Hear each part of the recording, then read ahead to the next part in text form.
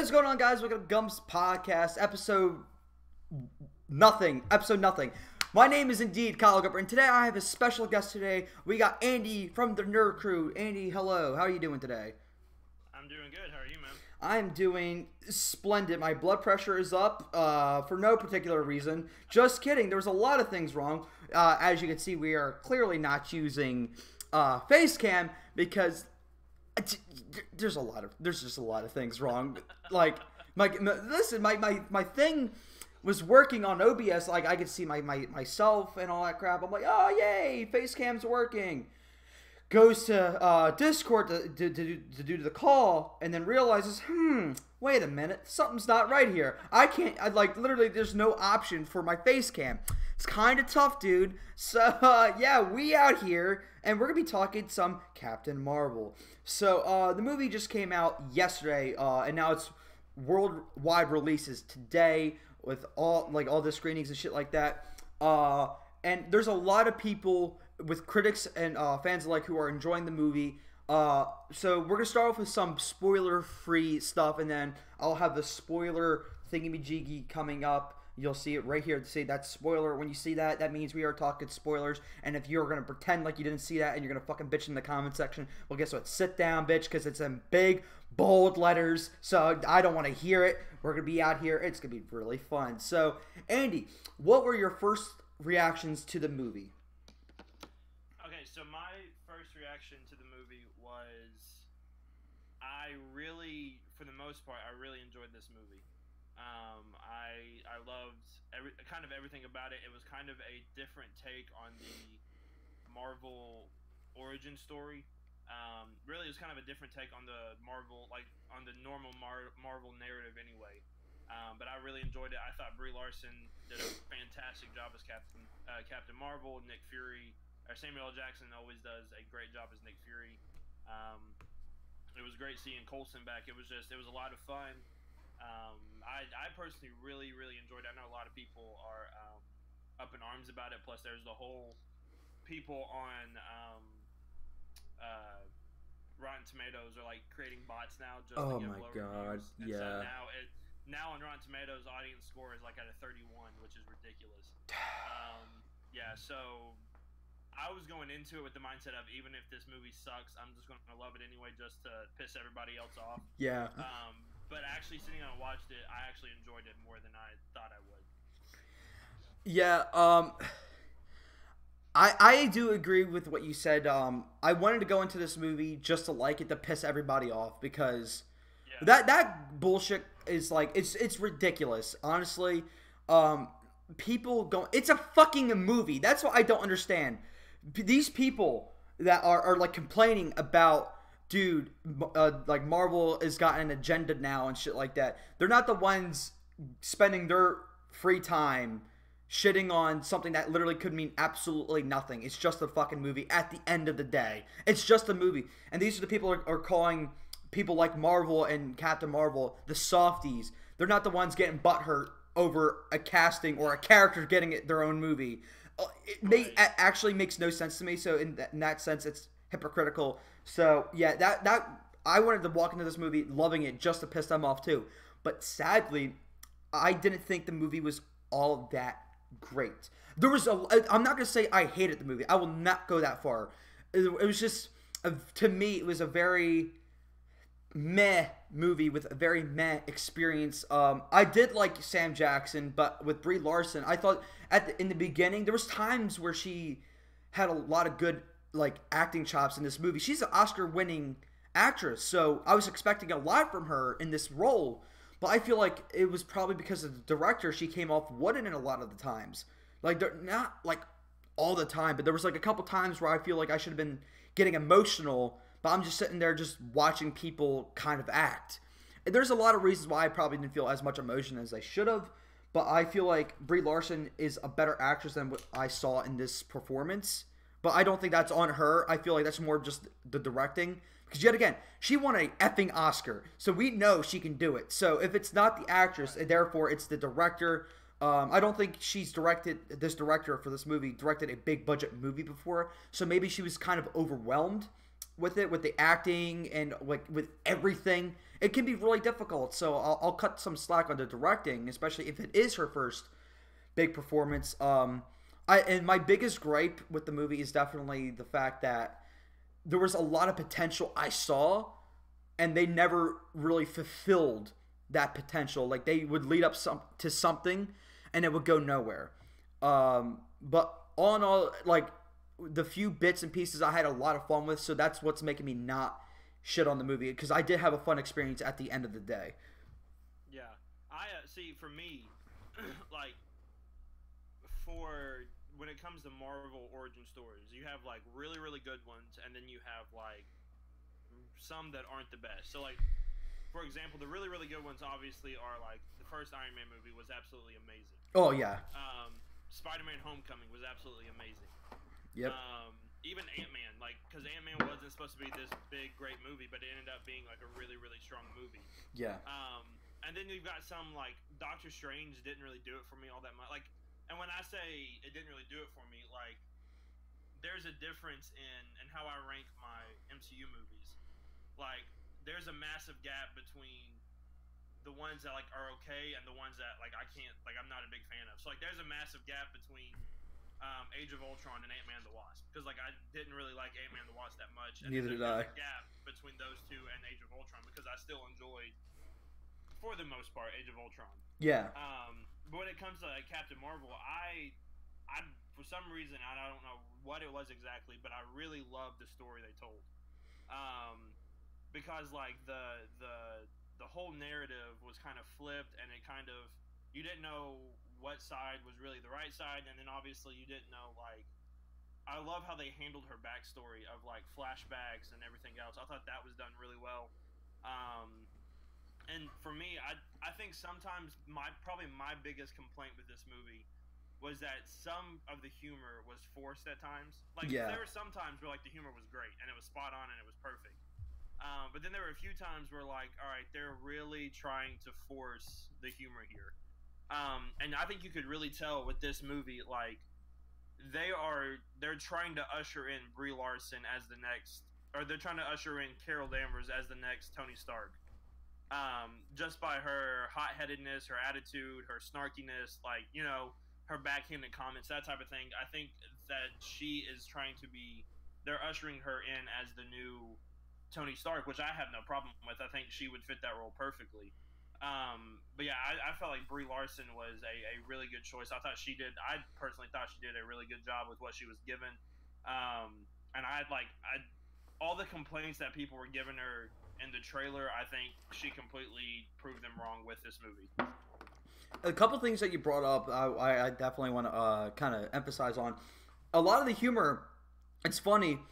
I didn't feel like it was forced. I just feel like, well, there was several occasions where I felt like it was forced, but like the biggest complaint I have with the comedy is the fact that I just didn't laugh. There was only a couple occasions where I laughed. Right. I'm not gonna sit here act like why I didn't laugh. I think it just was not my type of humor. The only times I really laughed, there was a scene later in the film where they were just sitting around a piece of tech, and they were just sitting around waiting. And a lot of the characters were like, "What the hell's taking so long?" Yeah. I was like, "That's funny. I like that." But I think a lot of the humor in this was like calling back, because, I mean, let's not get it twisted. A lot of what this movie relied on was like heavy '90s nostalgia, which I love. The soundtrack for this movie was great. But like that, like the heavy nostalgia of the '90s was a big part of it. But I think it worked with like scenes like that. Yeah. One other thing. It's always great to see a blockbuster. Oh yeah, dude. Did you hear that there's only one blockbuster left? Yeah. Yeah, dude. I was actually really sad. It's like now in Colorado. That's the last one. Can we get some Pepe hands in the chat? Like, seriously. Like, dude, that I was so devastated when I heard that. So I think, if I'm not mistaken, it was the one in Alaska that closed down. Yeah, and I'm just like, no, brother, it's the end of an era. I remember spending a lot of time in Blockbuster, so it was funny because before we watched the movie, my friend was just talking about the Blockbuster, and he didn't see any of the trailers. So when he walked in and saw Blockbuster, he's like, dude, we were just talking about that. I'm like, yeah, I'm glad I didn't tell you anything, because I was like, yeah, brother, we're gonna see a Blockbuster in Captain Marvel. But going back to the movie, what you mentioned about how they handled her backstory, I'm actually on the complete opposite side of you. I think that's where one of the biggest potential was, and they didn't handle it as well as I think they could have. Because to me, this movie felt kind of empty. Like, it was trying to be so many different things, but it never went all the way with one of them. Like, buddy cop movie, that's probably the one they stuck out with the most. But at the end of the day, it was a war, and but one of the things was it was like her amnesia, trying to figure out who she is and stuff like that. And I feel like the dealing with her, like just cutting back to the flashbacks, I felt like it was not that good. I think it was kind of poorly edited. I feel like it would have been a much more intriguing story where I would have been like locked onto the screen at all times if we as the audience were her learning her backstory with her, not kind of piecing it out before she does. I think like having little subtle hints, and she's like, "Huh, that makes no sense," and we're sitting there thinking with her, and yeah, they spent so much time on her past. I feel like we didn't learn that much about her. Yeah, we know she's a hot-headed personality, but other than that, we just know very basic stuff about her. Like almost, I won't say one-dimensional, but she's very two-dimensional.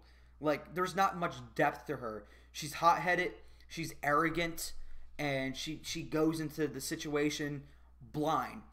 But other than that, there's not that much to her. I feel like the main purpose of an origin story is to figure out the character, not just where she got her flashy powers and stuff like that. So I feel like that's another thing that maybe not like the movie as much, is the fact that at the end of the movie, I feel like I didn't know her. Because like, there is an end credit scene. I'm not going to say anything, but I just feel like, oh, I should like see how this could play off in my head. But I didn't, because I just didn't know her personality that well, to the point where like I could see her interacting with this or that. I'm like, right. Yeah, I didn't know how it would work out in my head. But yes. Yeah, see for me with that, I feel like I kind of, and I don't know what it is, but like I feel like I kind of got to know her a little bit better than most in most origin stories. Because like in Doctor Strange, it was the same of like, okay, he was a billionaire doctor who all he cared about was his hands. He goes into a car wreck, he loses the ability to use his hands, and then he gets magic and he's able to use his hands. Like that's the same formula in every MCU movie. And so with this one, it was like she got her powers. Well, there's a whole backstory before she can even get her powers of who like gave her powers, and then like, and that's why I love it. Like I think it was more complex and more intriguing than most MCU origin stories than just the basic formula of like, all right, he built a suit, all right, he got his powers through this, or he got his powers through that, and then there's this other force. It's like, no, she got her powers this way. She's now on this planet with these same people who basically have the same powers, but like yet they can't really control her and all that. So I really enjoyed that part the most, and really like how they handled the brainwashing and things. I think could have been done a little bit better, because the brainwashing they didn't really like talk about it all that much. They did, but they didn't. It was one of those weird aspects, but still, like I enjoyed just the fact that it was a fresher take of the Captain Marvel, or it was a fresher take of the origin stories than what we're like, and that's one of the reasons why I enjoy Spider-Man: Homecoming, because like I don't need to know how Spider-Man got his powers. I know how Spider-Man got his powers, so just tell me the story. And I kind of like that with Captain Marvel as well. Yeah, the one thing that you did bring up was that I did like is the fact that it wasn't clear where her powers originated, and yeah, like in the very beginning of the movie, they bring up a little something without getting to spoilers. I think you know what I'm talking about, like that little device. I'm like, I was like, that's where her power comes from? Like, son of a bitch. And when I saw that, I was like, oh man, that's so easy to stop. Like, like if you just remove that, then you're good. But then by the end of the movie, I was like, oh crap, no, like she's legit. Like, yeah, she's legit. So. I was like, the fuck, and like she's the most powerful Avenger. I'm like, Thor could just literally punch that little piece of shit, and then she's powerless. I was like, I'm like, how the fuck did you do that? And I'm like, that was clever. That I'll give props for, because like they redirected my attention to that little thing. I'm like, I was so annoyed. I'm like, you're kidding me. I was so heated in the theater. And when we get into spoilers, I'll kind of talk a little bit, because it's kind of hard to bring up some of the points about the other parts of the origin story that I really enjoyed, without spoiling too much. So I'll save those for later. But I think one part we haven't mentioned is, I think one of the best actors in this movie was Goose. Yeah, Goose was the best. I loved Goose, but not as much as everybody else. But I still really like that cat. That cat was amazing. And it's nice to see how that cat literally melted Sam Jackson's like little aching little heart. Yeah, I was like, oh, that's adorable. Yeah, I really liked it. Yeah, it's always great when you have a character like Goose. Yeah, it was definitely a nice change of pace of things. And there's a little image of Goose right now. Like, look how adorable he is. There's enough. We're gonna talk more about Goose at the end of towards the end of the podcast. Yeah. But one thing I definitely want to talk about is the Skrulls. We can't talk too much about it without getting into spoilers. So I think this is gonna be the last topic before we go full blown spoilers. So this one thing I really liked about the Skrulls is that, like, it might piss some people off, because if I'm not mistaken, this isn't a faithful adaptation to the Skrull storyline, because from what I remember, that this is not how it played out. I don't think so, but I think it did play out that way, but I don't think it played out the exact way that. Basically, I'll kind of try to explain it when we get into spoilers, because it's so hard not to talk about some stuff. Okay. But yeah, we'll talk about that here in a little bit, because I think it's a little bit easier explained when we can get into it. Okay. But I will say about the Skrulls, I think they looked great. Like, I loved how they looked. Yeah, it was weird, because like at first, like on the set photo, I was like, it didn't look that good. It's like I'm not gonna say I was like totally thrilled, like that's like great makeup, but like I will say that I was happy. It was a lot better than it was on the set photos. It could have been a lot worse. Yeah, and they could have made it 100% CGI, and which is already hard enough to do, right. And this movie was already so CGI heavy. Yeah. Like, I think it was smart of them to go, well, we can make the makeup for these, because like they didn't really. Like, they only showed probably, like, what, 10 Skrulls, 12 Skrulls? Yeah. So, like, they probably use, like, the same makeup over and over and over again, you know? Yeah, exactly. And they're not exactly, like, totally, like... No, they showed a lot more Skrulls. Just, like, but, like, major characters, there was only, like, 5 major Skrulls that constantly showed up, so, yeah. And they could have used, like, the same makeup for, like, all the other extras. And like, for everybody... Except for, like, the 4 or 5 main Skrulls that they used. Yeah, I'm just happy that, like, I'm not that person that constantly says, oh, practical effects is so much better than, CGI. And, like, I hate those. I hate that argument. There's a time and a place for both practical effects and CGI. I'm like, son of a bitch, you don't even know half the time people use CGI in these films. Martin Scorsese, and ever watch the movie Wolf of Wall Street? Yeah. Yeah, the beach house that the main character was at, with that party, that was all CGI. Yeah. The background, that was all CGI. Really? Yeah, I was like, I found that. I'm like, that's fascinating. But that's because they didn't want, and the house, they made the house look bigger with CGI, and that was because they didn't want to spend thousands and hundreds of thousands of dollars just to record in a house with a bunch of fucking people. I'm like, that's fascinating. And guess what? I bet you the CGI haters were not like, oh, look, see practical effects. I'm like, not CGI. But, like, there's a time and a place for everything. And I feel like it was the right move to go with practical on the Skrulls yet again, because, like, they're not exactly, like, massively different looking creatures. And plus, they're not doing crazy-ass stunts and stuff like that. They're not doing backflips, front flips, going up the Thor, like, just, like, going into a straight-up punching match, like, and I feel like when they started using the CGI, it was more in the beginning planet, when it was a lot darker, so you can blend in a lot easier. Yeah, and like I think like going back to the scrolls, they're not they basically they just look like elves. Like Yes. if you just like make them green with the pointy ears, they're like elves.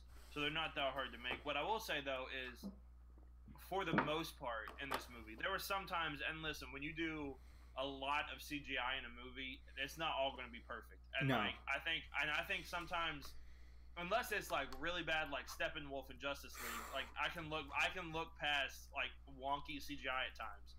But like Yeah. for the most part, I think that in this movie they handled and they did the CGI extremely well, especially with like her flying and her in space and like some other scenes that we'll probably talk about here and when we get into spoilers. Um, but I think they handled the CGI very well. It didn't look like there were some times where like you could tell it was CGI, but there was really no other way that they could have done it without making it look or spending a lot more money on it. You know? Yeah, there's always gonna be that time where like it's CGI, but Right. it's also that like that case in point where like we know that shit's not real. So like we're in that time period where like it's getting a lot easier to look past spot. it. Yeah, we can look past it, but it's getting to that point where like we're so used to CGI, we're able to like depict what's fake and what's real. Our eyes are we're becoming more like investigators with CGI now because Right. we've seen good CGI, we've seen bad CGI. Now we're at that point where we need to get great CGI just to get past us. Yeah, and like even with like a movie like Infinity War, like for the most part the CGI was great, but there were some times where it was still like Pretty you would see a sketch. scene and you see a scene, you're like, whoa, that was that was a little rough. Yeah, like specifically with the children of Thanos, specifically. Ebony Maw, man, Yeah, Ebony Maw, you could definitely tell he was, which like he's got like a flat face, so like it's going to be really hard to tell like to do him without telling it's CGI. yeah, And so like when he's talking or walking, obviously you're going to tell that he's CGI. yeah, 100%. And now my dog's freaking out. You'd love to see it. No, but like what was that chick's name? The chick's name. Midnight Proxima. Yeah, I thought she was like the worst offender. Yeah. I didn't think Ebony Maw looked that bad. I thought it was her that was pretty bad. But Especially like when she talked. oh my god, yeah. But like I feel like the majority of the attention was on Thanos, which was well deserved because he's the main effing character of the movie. Yeah, and they got Thanos perfectly. Oh my god, like Thanos Thanos is the perfect example of like great CGI. yeah. Just because Josh Brolin like took it upon himself, like, no, I'm gonna do the face features. You just make it what it looks like, you know. Yeah, exactly. And like, coming from a guy like me who was not, I liked Gamora, but I didn't love Gamora. Like I liked Peter Quill and stuff like that. Yeah, but like when with her death scene, I was tearing up. And no, it's not because we just saw a major death like of a superhero. It's because you saw the pain in Thanos' face. Yeah. And like that was some of the greatest CGI work I have ever seen. I'm getting chills just talking about it. Like you see pain and anguish and sadness. And I'm like, how did you animate that? Like how many hours alone did that scene take? Like oh my god, that was like phenomenal. So like, and it's but always with that as well. Like you could also tell the difference between great CGI with Thanos, but then like. They didn't spend as much time on Red Skull because you could tell sometimes when he was talking like it was still wonky. Yeah. So, like, you would get they spent and like obviously they're gonna spend a crap ton of time on Thanos because he's like Infinity War is an Avengers movie, but it's all about Thanos. And so like he's the main character of that movie, so they're gonna get him perfectly. But like Red Skull, it was like sometimes, especially when he was like walking and talking, you were like, ooh, it's a little rough. Yeah. But yeah, getting back to Captain Marvel, it's just like it's gonna be hard to like do the like making the energy like her with the energy and shit like that, like she's flashing up like you see in the trailers with her flying. That's never gonna look 100% with her flying. Like sometimes when it was a close up on her face, that's when I was like, could have been a lot better. But like I said, like do the close up. Yeah, you shouldn't have done a close up But like you said, the majority of the movie looked so great. Like and like when she went full binary like the first time, I legitimately got chills and like looked over at my friend and was like, "Holy crap! Like this just got real." Like she just made it look amazing because like she was like powering up and you could tell she was powering up.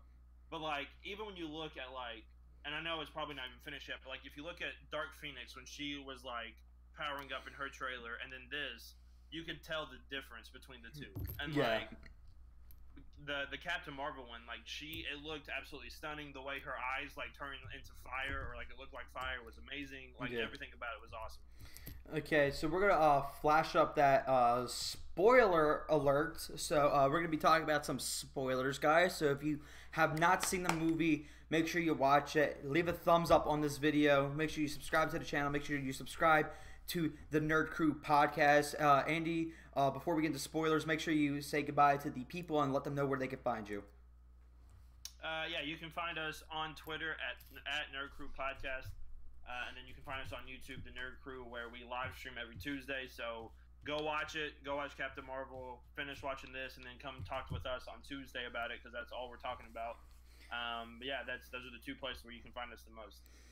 Okay, so with that out of the way, guys, we're going to go right into hefty spoilers. And I want to go right to where you were talking about with her powering up. So that scene was so badass. So like I thought some of the dialogue in this movie was pretty iffy at times. For the most part, it was really good, but it was pretty iffy at times. I think everyone is going to agree with that. But one of the greatest lines of the movie was when she realized her full potential. And because at this movie, I was like, she's not that powerful. Then she was like, you've been making me fight with one hand behind my back. I'm like, wait. She fucking blasted through that AI shit, and she was fighting. I was like, God damn! She fucking started breaking through ships and shit like that. I was like, holy fuck! That's when I started having a blast. That entire last act, I thought was beautiful. I thought it was a lot of fun. That was one of the greatest lines of dialogue in this entire movie. I think that would be the staple line. You've been making me fight with the one hand behind my back. I'm like, you fucked up. Oh my god, I love that. Seeing her, so like, we were talking about this before, and since we're on spoilers, we can talk into it now. So like, the device she had on the back of her neck, where like, and they kept saying like, what was given to you can be taken away. And so like, the first time we saw that, I was like, man, this is like, that doesn't make much sense if she's like the most powerful character in the MCU. Like, obviously, I don't think she would have a cigarette patch on the back of her neck that would give her powers, you know. Yeah. But then, like, when she went straight binary without it, I like legitimately got chills and was like, "Holy crap! No! Like, I want to see her fight Thanos right now." Like, yeah, I want to see that fight right now. Dude, that's gonna be a hell of a fight. And I was telling with her at full binary, and with Thor with Stormbreaker. And I really want to see Thanos with the gauntlet, and then those two going at it. I think that would be absolutely amazing. It could be 3 hours of that, and I would be so happy. Oh, just imagine with those two, and you add Hulk to it, because Hulk, it's all speculation, but I think it's almost confirmation at this point. We're gonna have a full intelligent Hulk in this Endgame movie. I think that's what they're alluding to. So you have a Hulk who's more intelligent. You have Captain Marvel. And a very, very, very pissed off Thor against... Yeah, it's all over. Dude, I think that fight... I think just because it's Thanos, he should be able to hold his own, but he's going to struggle. And I just want to see that. I want to see that. Like, I want to see Captain Marvel get beat up a little bit, but I want to see Thanos get, like, his ass kicked a little bit, too. It's like... It's almost like a fair 1v1, except it's a 3v1. That's what I want to say. Like, oh my god. Going back to what you said, I think one... not issue, I would say, but one difference between this movie and like all the other MCU like origin stories is like in Captain America, he got his butt handed to him. Yeah. Iron Man got his butt handed to him for a while. Spider-Man got his butt handed to him. Doctor Strange, really in this movie, Captain Marvel never really got her butt handed to her. Yeah, that was my biggest gripe. Which I understand you're making her the most powerful. Like, you're making her the most powerful superhero heading into, like, the biggest movie of all time. And, like, you want her to look really, really, really strong. But, like, still, I want to see her have to struggle. And, like, I get it. She struggled with, you know, she kept getting knocked down. She was only human, blah, blah, blah. But, like, I never really saw her almost get defeated. Yeah. You know? Yeah, with her power, she was never defeated. Maybe with Jan Rog, like, once or twice. But, like, even when she was facing, like, 6 of the Kree at once, like, she was going through them like they were nothing. Yeah, exactly. And That's where, like, I understand, like you said, I understand why they didn't do that. So you have to have something different to appeal towards us. Like, she's got to Right. struggle in a physical aspect or a mental aspect, and there was no struggle with the either. I mean, you could say that with the amnesia there was a mental struggle, but like I didn't feel like they focus enough on that to the point where like, oh, it's like affecting her as a personality. She's like, I just got to get to the bottom of this, and she was struggling between which side is right between the Skrulls and the Kree, but like they don't focus on that enough. I feel like there was a lot more potential they could have done with the. I feel like it's more on the writing. I feel like they didn't focus enough on one thing, and I feel like that would have been the most compelling thing. Like she's conflicted, she doesn't know, she's confused, she's worried, she's scared to make the wrong mistake, but they just kept focusing on her either kicking ass and being flashy or being like buddy with Sam Jackson, which I loved. Right, but I feel like if you added another 15, 20 minutes, because the movie did feel kind of short. It was like a solid 2 hours. I think it was one of the shorter MCU movies. I feel like if you added 15 minutes and just those 15 minutes are her like conflicted, not knowing what to do, that would add a lot more personality to the character. Just like showing some form of weakness. Her only weakness is that she's hot-headed. And other than that, there's no real flaw with her. With characters like Tony Stark, the reason why we love Tony as much as we do is because over the course of 8 films, the dude went from a total conniving douchebag to a lovable, almost perfect superhero because he earned that. And like I feel like with this, there's not that many obstacles. I don't feel like she can hold 8 movies because there's just not that much wrong with her. See, I would tend to disagree somewhat. I agree. I think they could have done a little bit more with the mental confusion, but like I think they did handle it decently because of like the whole scene where like she's upside down and like the Skrulls are going through her mind and all these flashbacks are popping up. She doesn't know if those are real or not. She's fighting with that. And then when she's in the records with Nick Fury and she's looking at all the records and then she realizes she was the pilot that went down and like she's dealing with that plus like Yon-Rogg and the Star Force are telling her another thing. And so, like, you kind of see her, conflicted with herself, and then you, like, get down to Earth, and you finally meet Maria. And so, like, then you have the relationship between Maria and Carol and, like, their friendship going back and forth, and Carol's still trying to figure out who she is. She doesn't know what's going on still. I kind of feel like there was a mental struggle. I mean, it's kind of like, it wasn't as, it probably could have been more, and, like, I agree, I think we should have got another 15 to 20 minutes of this movie. But I do like the fact, I think there was sort of enough of a mental struggle to where, like, I could still see her doing 5 or 8 movies from now. One, because, when, like, we've seen this with Tony Stark, most of his trouble is he's hot-headed and he thinks he's right all the time.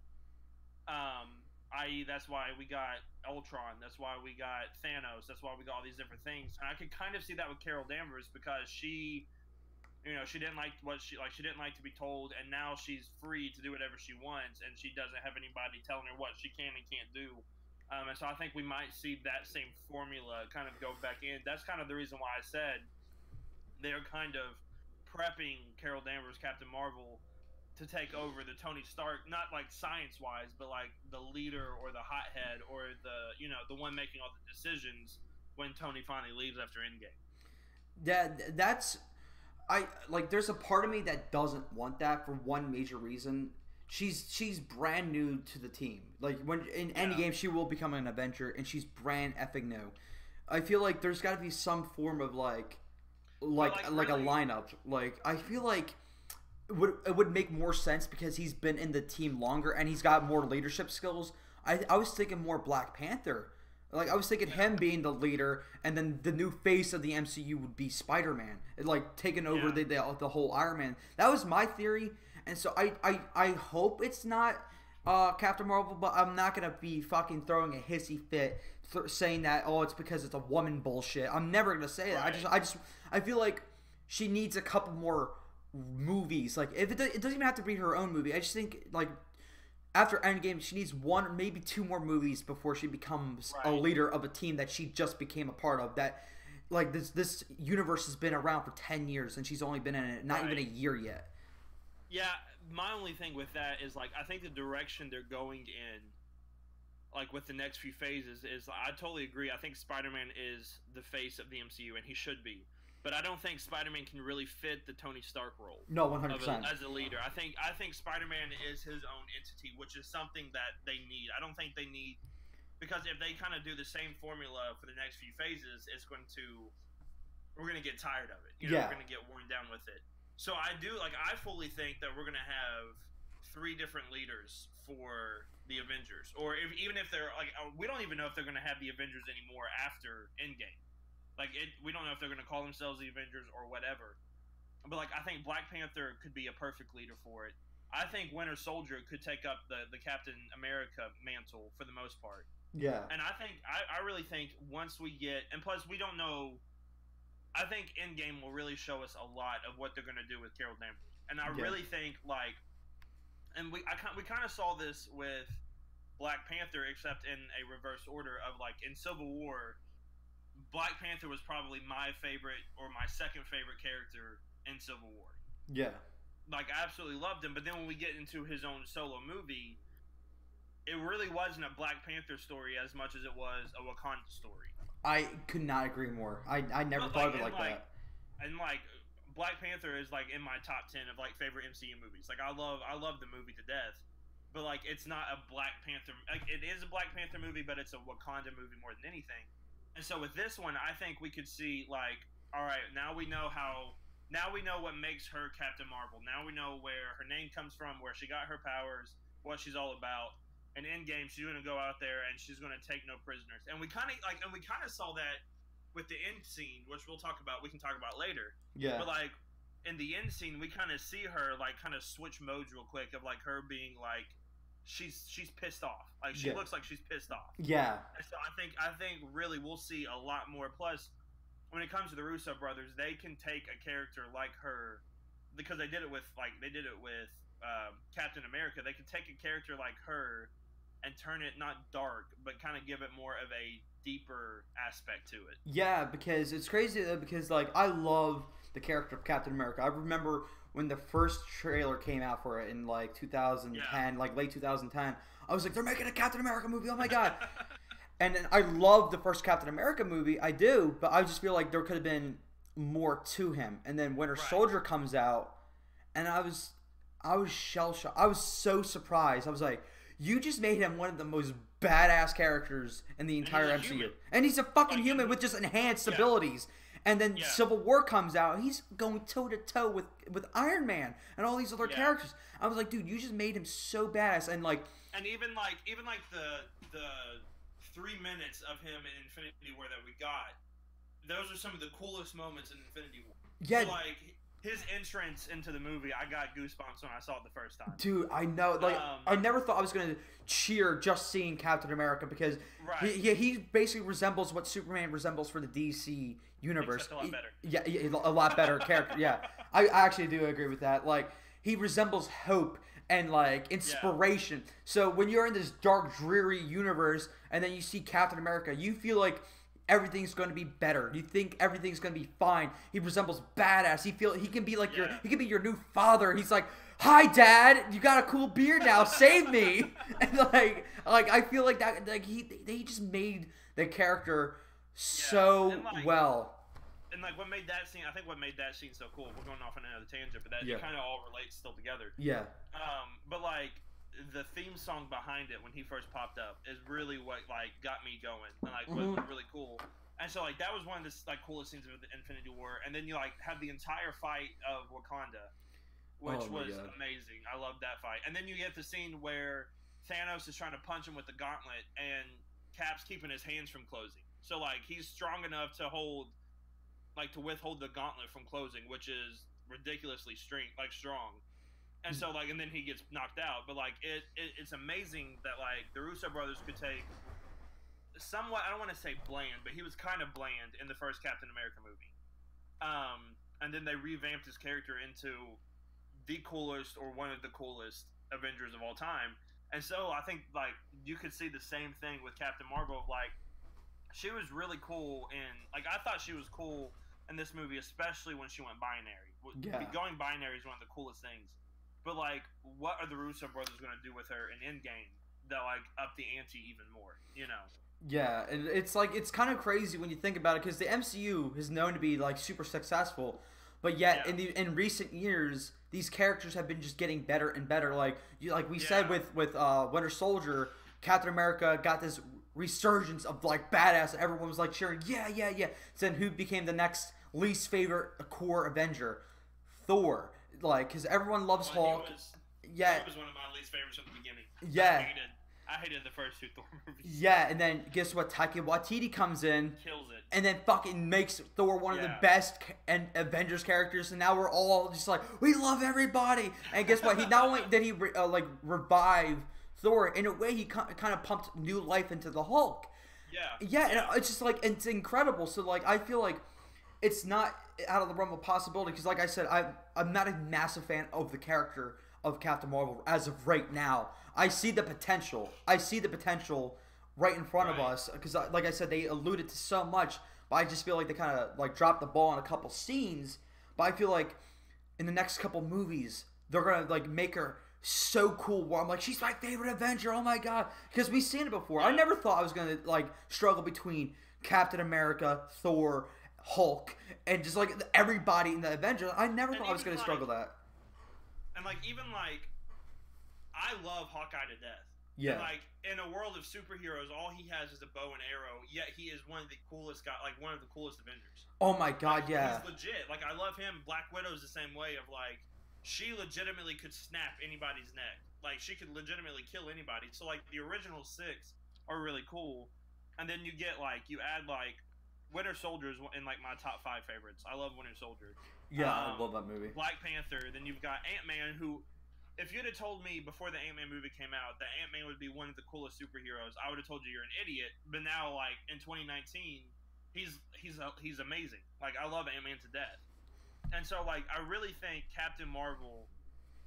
Yeah, some people think like you think she's I don't want to say mediocre, but like she's not one of your top favorites right now. Yeah, she's not in my top 5. But like to me, she's not necessarily my top 5. But like she's in like my top 10 for sure because I love how they handled her character. But I could see her like she could become one of my favorite MCU characters of all time just because of the potential she has and just because of like all the stories you can tell with her. Oh yeah, agreed. Okay, we got a comment from Nico. My girlfriend has a theory that Thanos killed Cap with that punch, but came back when Thanos used the Time Stone to get He used the Mind Stone to get the Time Stone back? Question mark. No, when he used the Time Stone to get the Mind Stone back. Oh, okay, yeah, Vision had the Mind Stone, yeah. Yeah. So yeah, that's a pretty good theory, and it wouldn't be out of the realm of possibility though, because like yet again they shot these films back to back, so like yeah, and like, who knows what's gonna happen? Yeah, honestly though, like when it comes to time travel, my mind usually melts because there's that whole thing like, oh, you want to go back in time to stop the apocalypse, goes back in time, you successfully stop it, but then guess what? The whole thing where like there was no point of you going back in time to stop the apocalypse, so the apocalypse happens again, then you're just stuck in a loop. Yeah, so like that's why I usually don't mess with time travel. Like I'm a writer, I will never put time traveling shit in my stories because like I never ever want to fuck with that shit because it just like automatically it becomes like a mind mess. It's just like you don't know what would happen because like again get out of hand really quickly. Yeah, really quickly. And just look at the X-Men franchise in Fox. They have restarted their timeline and reset their timeline so many times that I don't even remember what timeline we're on now. Yeah, like, it's all together. Yeah, and like I was thinking when I was watching the Dark Phoenix trailer, I was thinking, it's kind of funny because X-Men Last Stand was a pretty heavy moment for Wolverine. It's kind of funny that when he was saying get all the X-Men back together when he was telling younger Professor X, I'm like, it's kind of funny he never mentioned what happened. So like why didn't he never tell him about Jean Grey? I'm like, that was a pretty heavily emotional moment for him.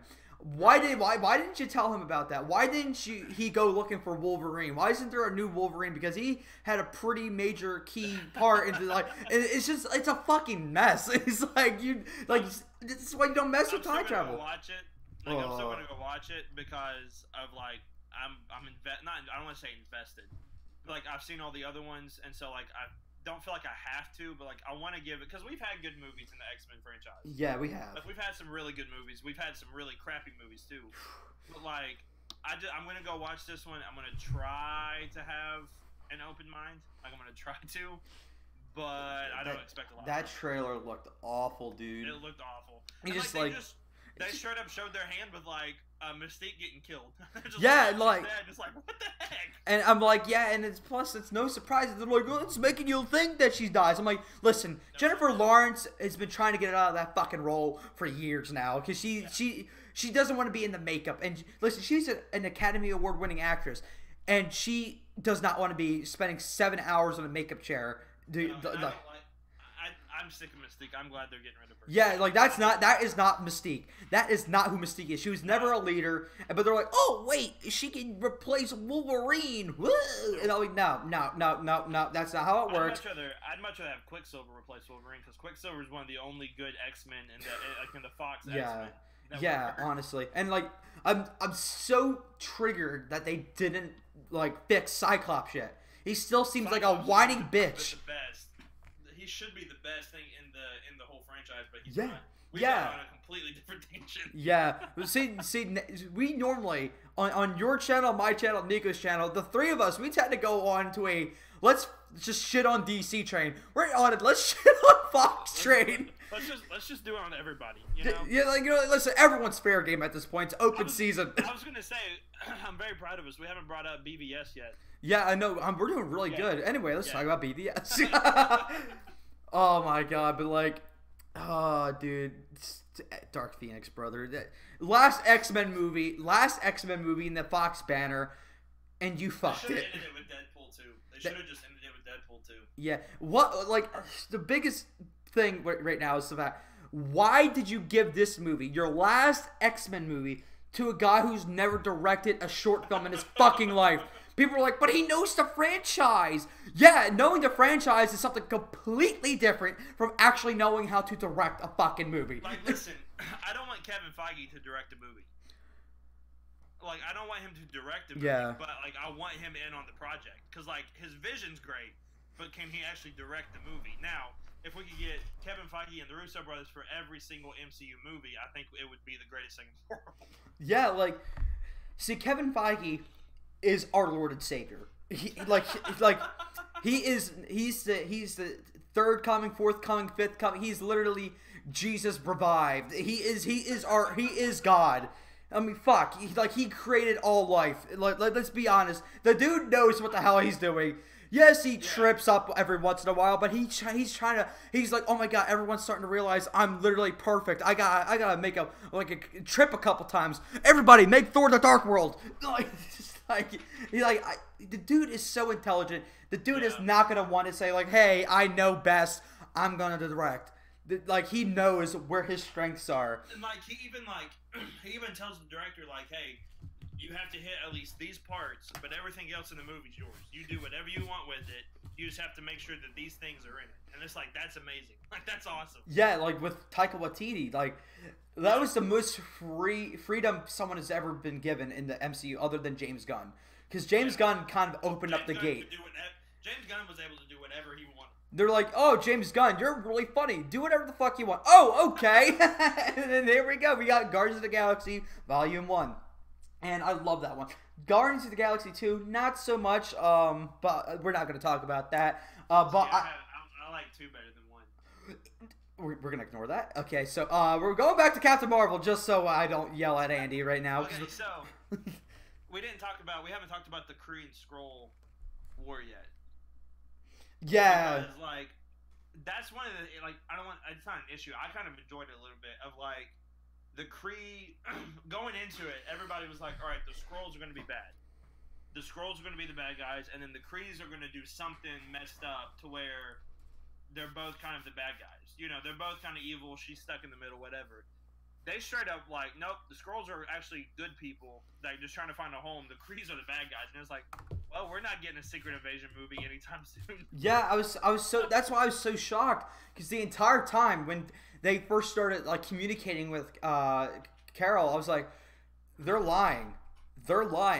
But like, wait. Yeah. I was like, some things are not adding up, so they might not be lying, but like, they're also bad guys, and then they're like, no, we're good guys. We're just trying to escape. I'm like, Well, like, huh. okay, so it's like basically what I looked at it and how I kind of liked it is the Skrulls are looking for a home. The Krees are just trying to destroy them for basically the Krees are like Germany in World War II.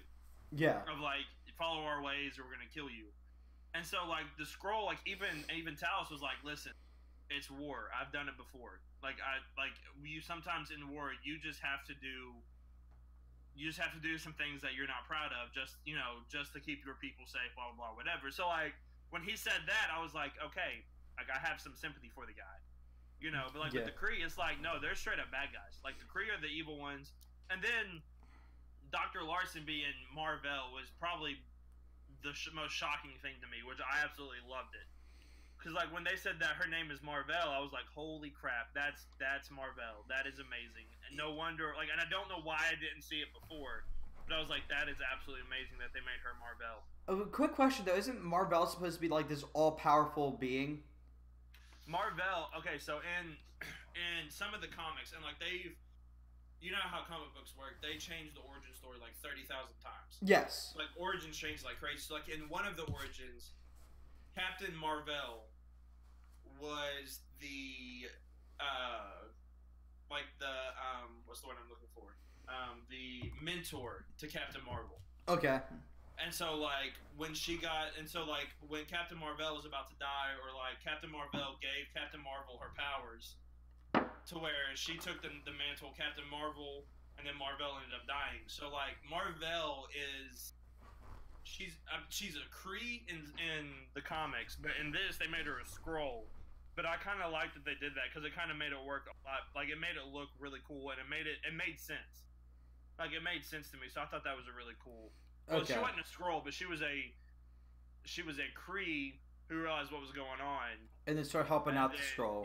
Yeah, and so that's what Carol ended up doing at the end of the movie as well, which is really cool. So it kind of called back to the comics of like Mar-Vell being Marvel's mentor, just not the power thing, Yeah, and there was a part of me that did kind of like that the Skrulls were the good guys.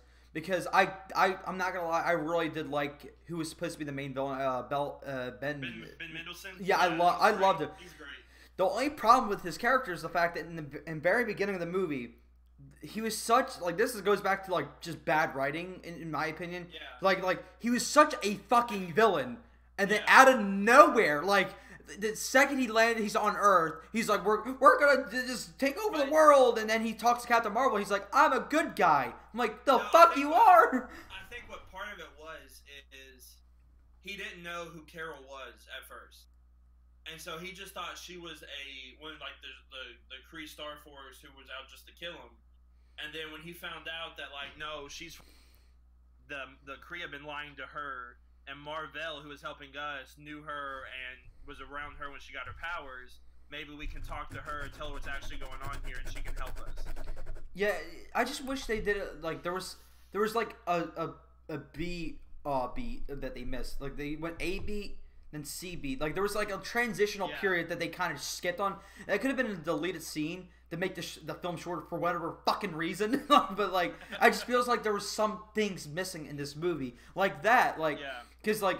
I don't. If I could be mistaken, but I don't remember a point in time where he's like, "Oh, she hates us. She's trying to kill us. Let's kill her first." To the point where then, like, he's like, "Okay, oh yeah, she's not a horrible person. We know who she is. Let's talk to her." I just remember them landing on Earth, saying, "Let's defend ourselves." And then the next thing we see him, and he's in the house, like, "We want a cup of sugar." Like first off, that's another question I have to ask. You're on Earth for not even a day. How do you already know that idiom? Like, where the fact you're like, oh, you should be nice. Because on Skrull and Kree planets, they have sugar too. Yeah, but like, that's such a fucking Earthling thing to say. Like, get a cup of sugar. So, in the Kree or in Talos' thing, I think with him, it was they landed on Earth, right? And they were chasing Captain Marvel because Marvel destroyed their ship, blah blah blah, whatever. They all landed on Earth, right? Yeah. So then the Skrull think Captain Marvel is trying to kill him. Like the Skrulls think Captain Marvel is the Star Force person that's going to try to kill them all, blah blah whatever. So then Talos becomes Ben Mendelsohn's character. He becomes the head guy of Shield, right? Yeah. They go through, and he finds that black box of the shipwreck where he hears the entire conversation, and so he realizes that Carol Danvers is from Earth and how she got her powers. And so when he heard the black box, because remember, when he came to the house, they talked about that, and they were like, "Listen, I just want you to hear this out, and if you still don't agree, then you can kill me, you can do whatever, blah blah blah, whatever.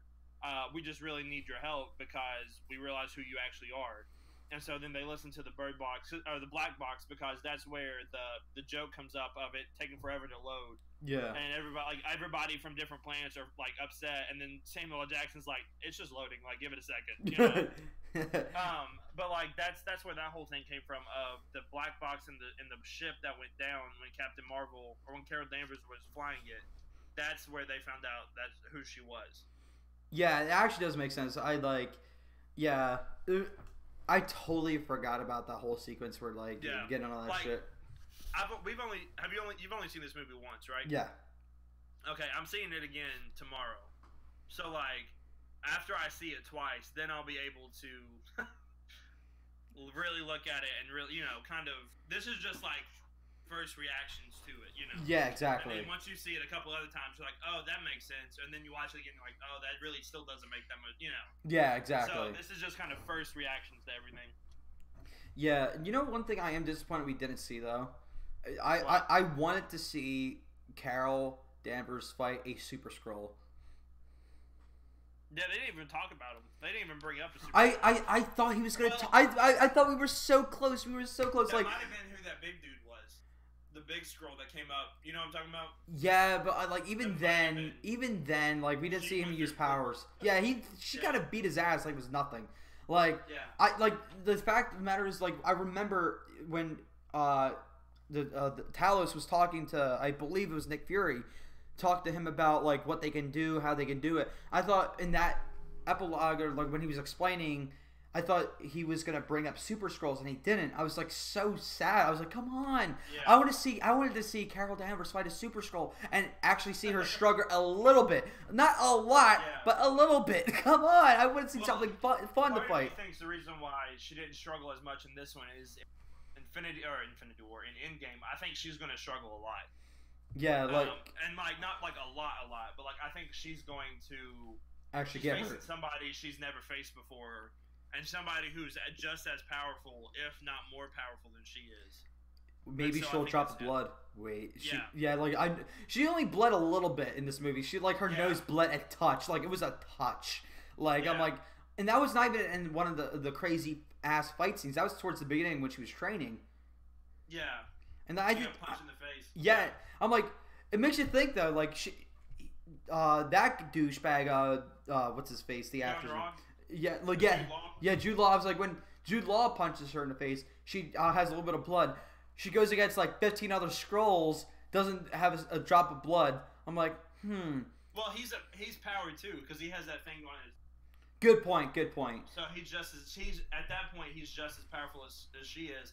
One of the funniest things was at the very end of the movie when Yon-Rogg and her like on their final stare down, and he puts the gun away and was like, I want you to do this without your power. Like, normal villain, like the villain monologue, and she shoots him right in the chest, and he goes flying. Yeah. I don't know why I laughed so hard at that part, but I thought that was one of the funniest things. That was so good because that's such a fucking action movie cliche. He's like, come on, do it. Like what Indiana Jones did, like with the big dude with the sword, and then he just straight up shoots him. Yeah. Like that is the perfect. I love that, and like the Captain Marvel humor was like very, like a dry humor. Like a very dry humor, and I'm a very dry humored person, so I think that's why the humor kind of fit for me more than maybe some other people. And like, listen, some humor in some movies are gonna fit. Like some of the humor in some movies are gonna stick. Other humor is like, it's just gonna go. It's not gonna go anywhere. Yeah. And like some of it was forced, some of it wasn't, but like I still really enjoyed some of like the funnier moments of this movie. It's like funny when the neighbor came over and she thought it was Talos. Yeah, I like that. Talking crap to him, that was funny. Yeah, it's funny though because I do love dry humor, and it's just like nothing worked for me. Like I think dry humor is one of the funniest humors out there. Like I knew a buddy back in high school whose humor was so fucking dry. He would say, like he was like me. He would say some extremely random bullshit, but with the driest attitude ever. And it would always fucking kill me. I was actually in tears in school laughing because I was laughing so hard. And this, I just feel like, I don't know, it just nothing really worked for me other than a couple things here and there. Right. But like one of the funnier moments was definitely that, like you said, where he was like going through his villain monologue. He's like, "Come on, give me, do it!" And like with the hands, no flash. I'm like, listen, if I'm a superhero and a villain's gonna try to fucking go toe to toe, yeah, I'm shooting you in the chest. Like, listen, I'm tired of fighting. I just got done like blowing up like 7 ships. I'm not going to a flashy, and I'm just blasting the chest. It's over. Yeah. Like I'm not letting you get any chance to cheat. Because let's be honest, the villains cheated enough times where we're like, I'm good. Like I'm not gonna get stabbed in the stomach because you had a fucking knife in your fucking boot or some shit like that. I'm good. Or I'm not gonna try to stab you in the chest to where you can snap half the universe away. Yeah. Exactly. So one thing we didn't talk about was the intro to the movie. With the Stan Lee thing. I love that. I'm glad. Thank you for reminding me. That almost made me cry too. Like, and that's why I like going to opening screenings because like you always get the most respectful, but yet the nerdiest member. Yeah, people were clapping. I was like in tears, dude. I was so sad and like. I was telling my friend before we watched the movie, I'm like, they're gonna definitely have like some memorial for him in this movie. But like, I didn't expect that. Yeah, I didn't expect that. That like, I'm getting chills thinking about it, dude. That got me. Yeah, dude. I like that was so emotional. And we were talking about like, hey, is Endgame like? Did he already record his cameo for Endgame? Like, because if so, Endgame will be his last. Yeah, he did. So that would be his last. I think he did one for Home too. Far From Home. Yeah, Far From Home. Yeah. So I think he's in the next 3. So Captain Marvel, Endgame, and Homecoming. Yeah, like. Far From Home. Me and my friend. I was talking to my friend. I'm like, you know what would actually make me cry super hard in Endgame? And I was like, what if my biggest theory is that Captain America and Iron Man do die. Like that's my big number one theory. And I was like, what if they at the very end of the movie they have a memorial service with both caskets and like the pictures of Tony and Captain America, and you have Stan Lee doing the fucking the memorial service. I'm gonna cry thinking about it.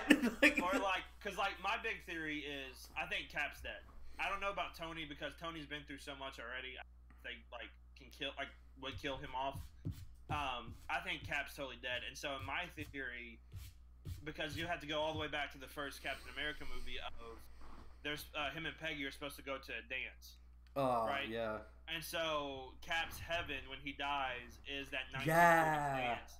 And if those two are dancing and you see Stan Lee like in the crowd somewhere or like on stage singing or whatever, I would totally lose it. And like that's how the movie ends. I would lose it. I would be my god. Welcome to Gumps Podcast where everyone gets crippling depression. But like I'm the same person that was hoping that that Scott's daughter Cassie would snap away. Yeah, like I don't think. I was hoping that would be the snap away. Yeah. That would be depressing as all get out, but like it would get him in the fight for sure. Yeah, like, dude, Endgame is gonna be like an emotional ride regardless. Like my big thing is like the opening sequence of the movie is gonna be Hawkeye. It's gonna be Hawkeye. He's like just hanging out with his kids on the farm, you know, doing his own thing. And then he's looking for his wife. He's like, honey, where'd you go? And then you see one of his kids playing tag, and then one of them just like starts tripping and then slowly fades away. And another kid's like, Dad, I don't feel so good. And then it just fades away. Oh, man. Get crippling depression. If you don't cry once in Endgame, I'm gonna be pissed. you gotta. I'm gonna bring a box of tissues. It's gonna be like 3.5 hours long. Yeah, like it's funny because the original edit was 3.5 hours long, and they said they were still like, I think this was like 2 months ago. They said they were still Yeah. cutting the movie down. And they're like, yeah, we're still a little over 3 hours. I'm like, good, keep it like that. I'm like, keep it. Make it 5 hours. Like, if you want to make it 5 hours long, my butt would be in that seat for 5 hours, and I would not go to the bathroom. I would power through it. I will go buy a catheter and sit down in that chair and watch the entire movie and pee like an old man. And not You gotta do what you gotta do. Honestly, I would too. I'm like, shit. I mean, who even needs a catheter? I'm gonna just piss my pants. Like, oh my god, dude. Like, dude. And I'm so excited for Endgame. The one thing that this did though was like get me a lot more excited for Endgame because like Especially the end credit scene. Dude, the end credit scene was pretty tough, and like when I saw the number going up, like the amount of people disappear, I'm like, that's a little bit more than half than Earth. I think that's 3.6 billion people. I'm like, that's a little bit more than half. But he said random half, so who knows, maybe 5 billion people disappear on Earth. Like, who knows? We'll figure it out. Right. But like, and it's funny though, because I was telling my friends, like, who said Thanos is right. I'm like, in a way, he is right, but like when it comes to Earth, we're not gonna have kill off half the people. Yeah, you don't kill half the people. I'm like, and I was telling him, like, think about it. Like, the human race, us as a people, rely on each other a lot. I can guarantee you don't know how to work your modem if it breaks. Like, if your Wi-Fi's down, you call freaking tech support. If your computer is fried, you go to Best Buy or whatever to get a new one. Guess what? People aren't showing up to work. Like, your electric is gonna go out, and guess what? The people at the water company, their water's gonna go out, so you're gonna be fucking living primal, you dumb shit. Who's right now, dipshit? But like, think about it. Like, okay, so the snap takes away half of all life, not just like people, but like half of all life. Yeah. So like half vegetation, half animals, half the people. Like that's a good point. That's a good. So, I never thought of that. Think about this: if you lose, have you ever seen the show The Leftovers? No, but I heard of it. Okay, so like 2% of the world gets raptured or like is gone or whatever, and like it completely like economically destroys the entire world, but it also like all vegetation, like everything, like kind of goes into like this deep dark depression because everything, like half of everything is gone now. Yeah. So like the economy would be completely crashed and it would never recover. Food really would completely go away because if you don't realize how much like bees are important to like how much food you eat. Like bees are important to like almost all food groups that you eat in. And so like if like half the bees are gone, like all the bees are gone because of the snap, like you're screwed. Like everything's just gone. Yeah. So like it would I think it would do more damage than actually helpful. Yeah, and that's a good point. Like I never thought about that. I just think about people in general. I never thought about animals and shit like that. But yeah, you're right. Yeah. That would like literally crash our entire ecosystem. Like where there, like it just starts with the smallest stuff. Guess what? That small stuff is gone. The bigger stuff is going to have nothing to eat. And when that bigger stuff is going to not have anything, eventually it's going to fuck with us. We're going to be the last ones to get fucked over. But eventually it's going to hit us. Now I feel like they have to bring up the food issue in Endgame. Like everyone's like scrapping for food because he said everyone only knows full bellies and shit like that. Like blah blah blah blah blah blah. Everyone on Earth is gonna be like, "We're starving, you idiot! You fucked us!" Like if that is sitting there on his farm, like a dipshit that he is on his farm, he's like, "Ah." I hope we see Thanos plowing. Like in the movie. I want to see him working in the fields. I want to see him on a tractor, dude. Yes. I want to see like the gauntlet still like molded to his hand, but like he's just sitting there on his John Deere tractor. Just he's like farmersonly.com. I picked this up from Earth and I'm bringing it here. Apparently it's the one. And he bought his hotspot Wi-Fi internet connection. Yeah. He's like, he's at freaking Apple before he snaps his fingers. He's like, this hotspot works everywhere, right? He's like, anywhere on Earth, just Earth. Theoretically, it would work. Theoretically, it would work anywhere else. But where else are you gonna go? I wonder how much Xfinity and like Apple or like Google would pay to be in a game. No, right? Imagine how much like publicity you would get by being one of like the like in Age of Ultron. You had that one scene, like the really scene between Banner and Scarlett Johansson. There's the Gillette can in front of everything. Oh my like god! 30 minutes. Like so, how much did they pay for that spot? You know? $3 million. Yeah, probably more. Yeah, probably. Like, what's funny though is that Apple is trying to get into the movie making business, and they're going to spend like billions of dollars to get it going. So I don't think it would be Apple because they're already pretty much fucked over because they're trying to get this movie company started. So they're like, oh, we would spend money to get this started, to get the ball rolling, but we kind of have nothing left now. So Xfinity maybe, because Xfinity is literally owned by like Comcast, and Comcast is owned by NBC, and NBC is owned by Universal. So it's a freaking chain event. So yeah, I think just have freaking Xfinity like, hey, get your Xfinity Wi-Fi right here. Thanos is like, he's like, 10 gigabyte speed. That's so good. Now I want that so bad, brother. I want ads. Like I want things popping up in game now. It's like a fucking computer. When he snapped away like all of living, half of everything, we just need more brands. And we need more, like, people gotta eat. People need more money. So, like, they're throwing ads up everywhere. Hey, Comcast paid me $500,000. Just please buy this phone. Buy this modem. We need the money. It'd be funny if in Endgame the gauntlet was just an Apple Watch this time. That's so. He has 6 Apple Watches on his wrist. It just holds. Each one holds a stone. Different colors and everything. That would be amazing. Now I'm gonna be pissed if I don't see it. Instead of the snap, he does the swipe. He's like straight down his arm, swipe. He's like, "You just got snapped, bitch." It'd be funny though if he was on Tinder instead of the actual snapping half the universal. We got on a massive tangent. No, this is amazing. Like, I'm pretty sure there's a space Tinder. I mean, have you seen Peter Quill in the Guardians of the Galaxy? Dude's kind of a man slut. So how did he meet them? Like, did he just meet them all in person, or did he he got on his space Tinder with him showing his massive cock, and he's like, "Hello there." He's like a 9-incher. Let's go, baby boy. Let's get. I'm gonna. greenpeopleonly.com. And then I'm telling you, Thanos at the beginning of Endgame, his whole new character is trying to find love because he doesn't have anybody. So he's gonna go to farmersonly.com. He's like, I've been a farmer for like 3 months now, and I'm telling you, I grew up some of the greatest corn in the galaxy. Or like he calls Black Widow and was like, listen, I know I messed up. I know I did the snap, but I still want to hang out sometimes. I'm kind of lonely. I didn't think this thing through all the way. Now I'm kind of lonely on my farm. He's like, I don't know what happened. I got back and my thing was gone. I don't know what happened.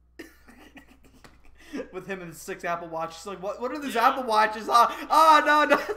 I remodified my freaking gauntlet. Do you like it? Space Tinder, dude. Space Tinder, fucking Apple Watches, Comcast, everything. That's amazing. I think that's a good spot to like leave off Captain Marvel.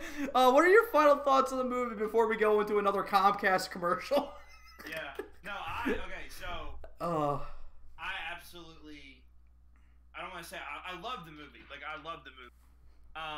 Honestly, for me, this is controversial, but I'm not past being controversial as the guy who's never seen Harry Potter.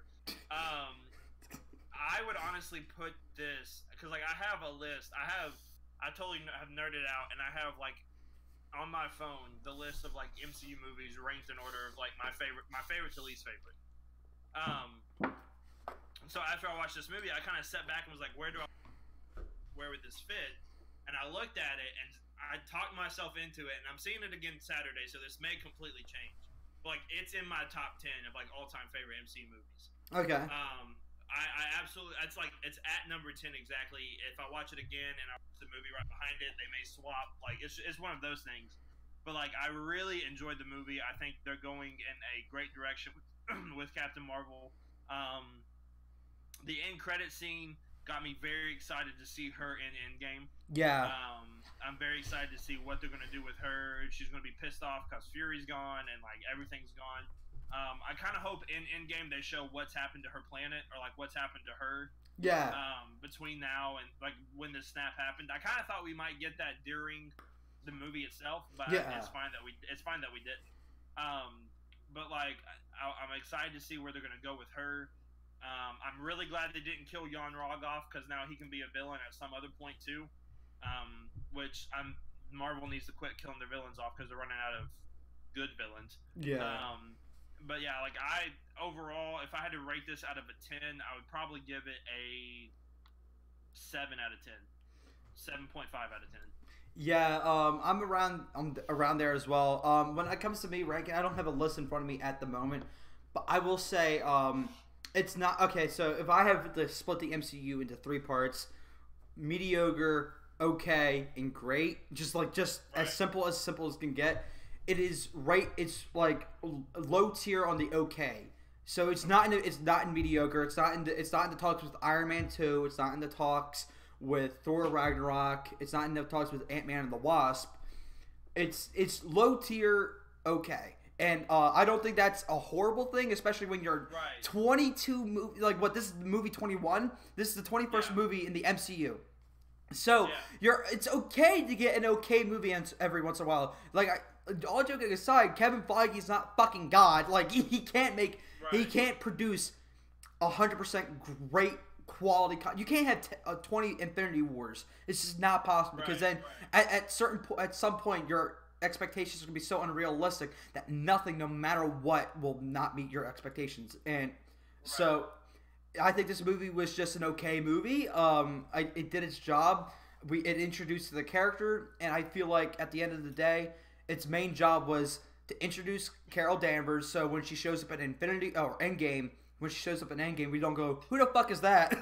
So so in that end, I think it did a good job. It showed us how powerful she is. I don't know how physically strong she is, so that's gonna be interesting to see because yet again, she only fought characters who were matched to her strength. So we don't know how strong she is compared to Thor and Hulk, but that piques my interest to see Endgame. She did stop a flying missile going into the planet. And she did push it back towards it. And she did. I'm pretty sure she flew at light speed because at the end of the movie, the ship flew at light speed and she flew with it. Yeah. Unless she got hit like a fucking bug and she's like stuck on the windshield and like she's like, "Stop!" Yeah, that's true. Yeah, she's like, "Hey, stop, help me!" No, so there is a lot of potential. We're just scratching the surface with her powers. I would like to see how much what makes me fascinated with the future is the fact okay, she's the most powerful Avenger, but can she take on a dying star? Like, can she withstand that blast? Will she take it all? Because I know one of her powers is like absorbing energy and then just shooting it back out like a fucking plasma beam. Yeah, so that's yet again gets me more interested in Endgame. So on that job, it did its job. I think it did a really good job. I'm gonna give this. I usually rate out of 5. I'm gonna give it a 3 out of 5. So that's a 6 out of 10. That's borderline okay score. I had fun with the movie, specifically at the last act. Some missed opportunities, I feel like, but overall, it was a good time, and I think you guys should totally watch it out. Okay, that's concluded for today's podcast, guys. We went on for pretty long, I think. Yeah, an hour and 15, 20 minutes, so that's pretty solid. So, Andy, where can they find you? You can find me on Twitter at I'm Andy York. You can also podcast Nerd Crew Podcast as the Nerd Crew Podcast, but we are getting ready to rebrand and change our name because apparently there's another Nerd Crew that has almost 1 million subscribers, so we need to change our name real quick. We're doing that here very soon. You can follow us. You can find us on YouTube, the Nerd Crew, where every Tuesday we live stream and we talk about basically everything going on in the nerd world. This week we're talking obviously about Captain Marvel, and we're looking forward to Endgame. But if you want to listen to our audio version, you can find us on SoundCloud, iTunes, and Google Play as well. And you guys can find me at Twitter, Instagram, Gumps_videos. Make sure you go follow me there for the latest news and updates on my channel, guys. Make sure you hit the subscribe button. Make sure you like this video, share the video. Make sure you subscribe to the Nerd Crew. Thank you guys so much for watching. Please like, subscribe, all that crap. Later and goodbye.